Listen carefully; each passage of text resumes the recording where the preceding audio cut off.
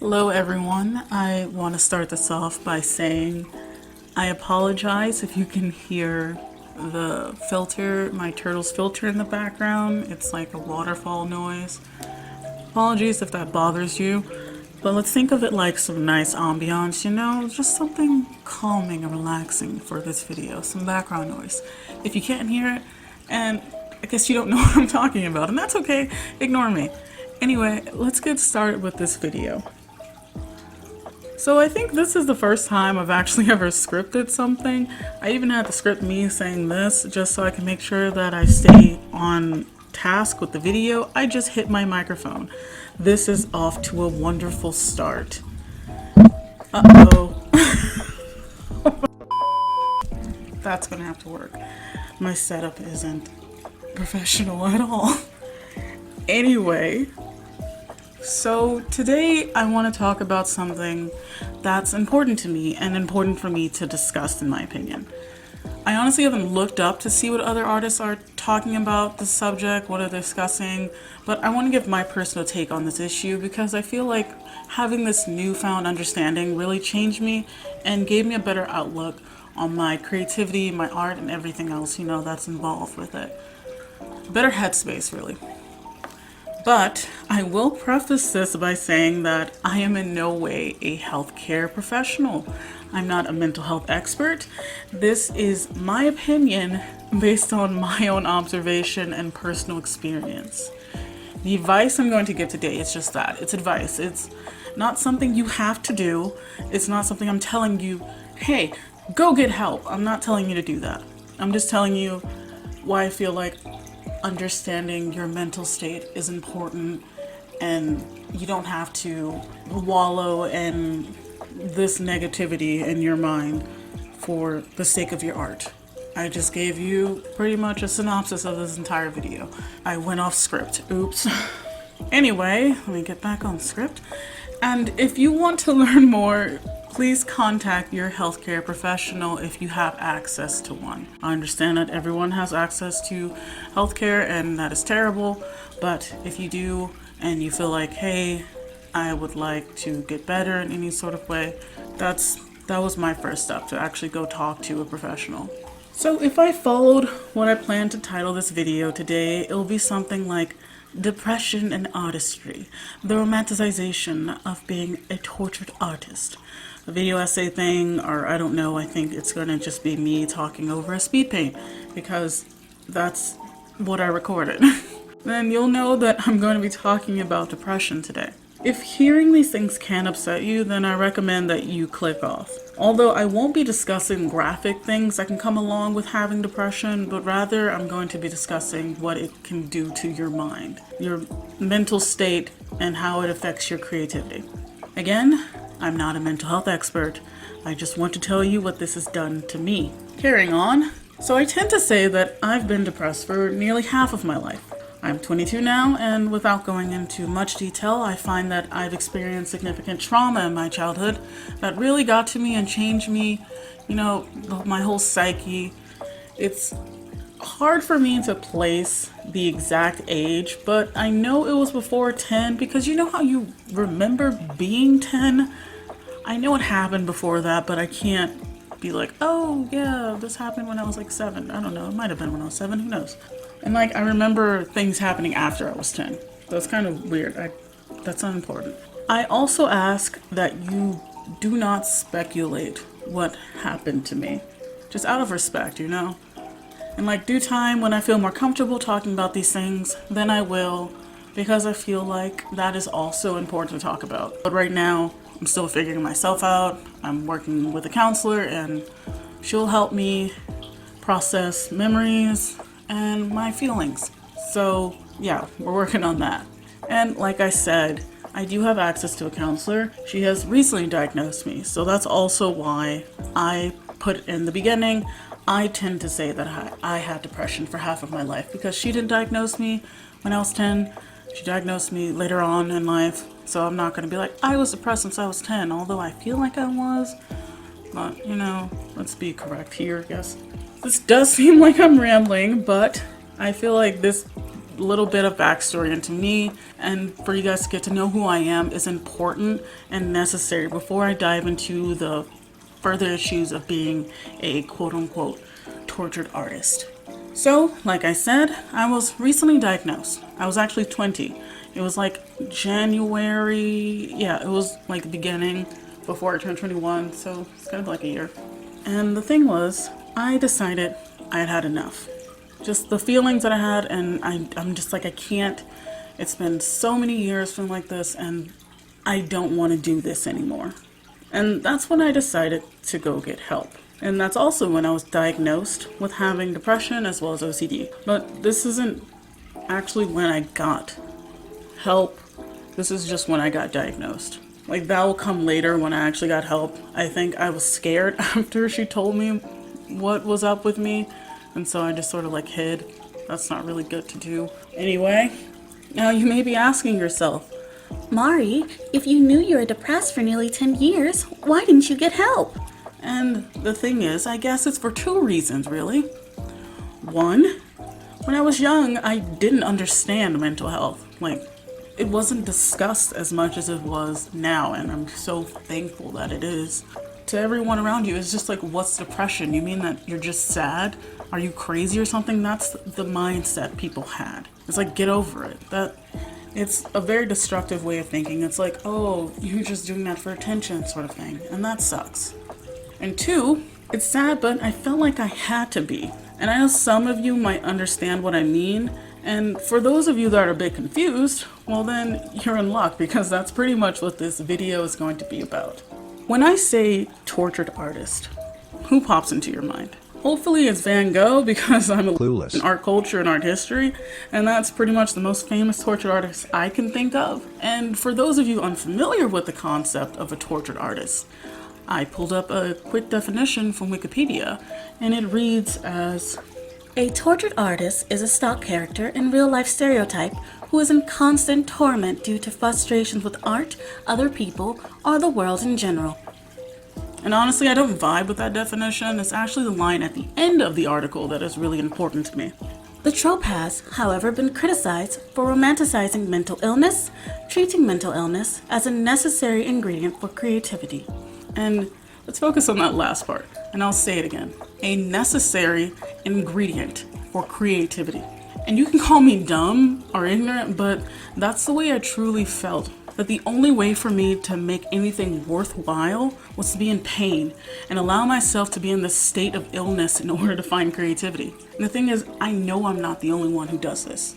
You have to realize, people praise Van Gogh and how his mental illness is pretty much his greatest tool next to his paintbrush.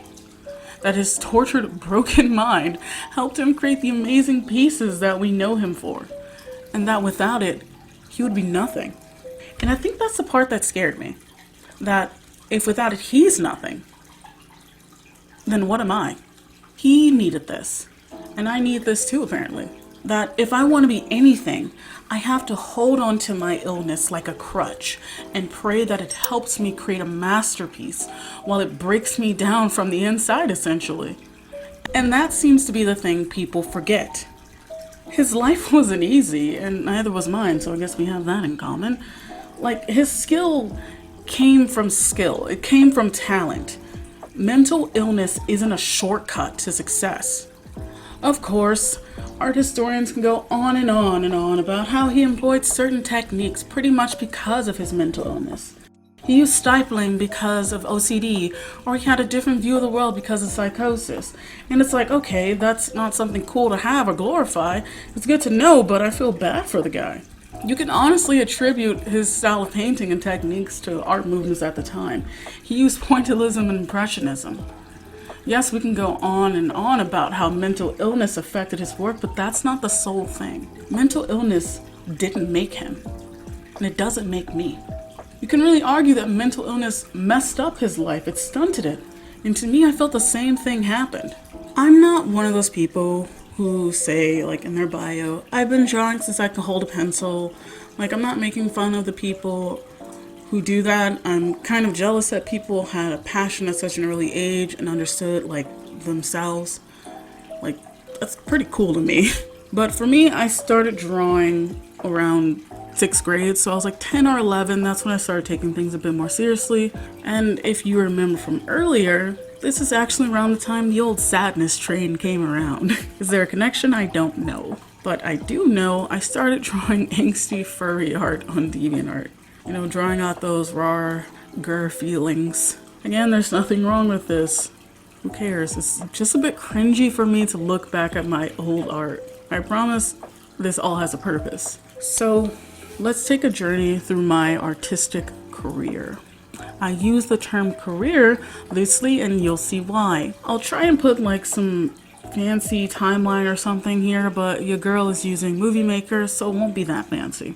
So right now, we're going through a decade of art. This video isn't a my improvement story thing. It's to show you what depression does or can do to an artist. And I hope you're starting to notice something. The decline. The stagnation of skill. This isn't to say everyone who hits that major plateau or downhill is depressed, but I know I was. I think especially towards the end of high school and throughout college, it just got worse. And in my head, looking back at it, I think I was thinking like this. This wasn't supposed to happen. I'm supposed to be having my moment. I'm supposed to be having my breakthrough, and all I'm having is a break. I spent years wallowing in my sadness, my negative emotions. Where's my Van Gogh moment? It never came, obviously. All I got was even worse depression, sadly. I was holding on to this illness in the hopes of something more. Romanticizing it as my savior, the thing that will help me make better art. Not realizing it was killing my chances. It took away the only hobby I had. It left me feeling empty. Nothing mattered. I was living, but I wasn't alive. I had no focus, no concentration, no motivation, nothing. Sure, I created things when I was younger and depressed, but I let the illness take a hold of me for too long. Things I cared about didn't matter anymore. The joy I had was gone, and I was like this for years. I was hoping the depression would spark an idea. My magnum opus, not realizing it took everything from me. Is this what it's like to be a tortured artist? And you know, everyone wants something. Something to stand out, to make their art have meaning. But the thing is, depression shouldn't be it. You shouldn't have to boast, or I don't know if that's the right word, glorify your sadness, your mental state in order to feel like your art is more worthy or has more meaning in it. Depression doesn't give your art more meaning, and it doesn't give it less also. And I feel because I had no inward joy or feeling from my work, I kept trying to get that validation from others, and this is where you hit that bad downward spiral.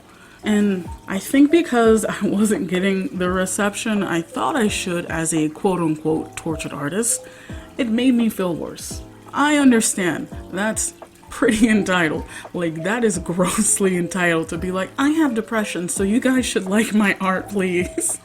And the thing is, I don't feel that way anymore. Like, this video could get like 5 views and they all can be from my girlfriend, and that's fine. Like, I don't care. I've learned to give myself self-validation, congratulate myself for the small feats that I've done, and be proud of myself. It's been 10 years in the making. It's not easy, but it's progress. Now in the present, I'm here taking medication. I'm not promoting medication. Some people don't like it, that's fine. It's just what I needed to help myself. And after a year of not doing much, after first getting diagnosed, I've finally found motivation and joy again. Let me just say this, it doesn't take a year for the medication to work. I just didn't ask for medication until like a year later. I didn't even ask for more help. I just got diagnosed and then I ran away. Not really good to do, don't do that. Anyway, where was I? I finally found motivation and joy again, and it's wonderful. The feeling of having joy and control over yourself, your emotions, your understanding is just so new to me. Like, having this boost of creativity is foreign. And let me say, I was one of those people who were like, I don't want to take drugs. It's gonna mess with my creativity.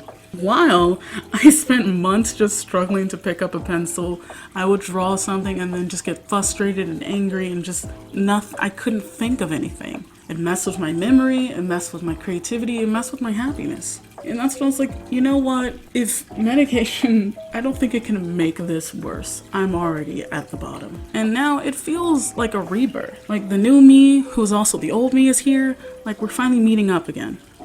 Like I'm putting myself back together. I'm climbing out of this dark pit that I'm in. And I'm still there. And yeah, it's scary. I'm terrified. I'm a pessimist, man. Even when I had my highs in the past before, I would always think in the back of my mind, hey, you're enjoying this, but remember, you're gonna fall again. And when that depression hits, it's gonna suck. So I was thinking about the negative things that might have happened, that would have happened to me, rather than enjoy the moment.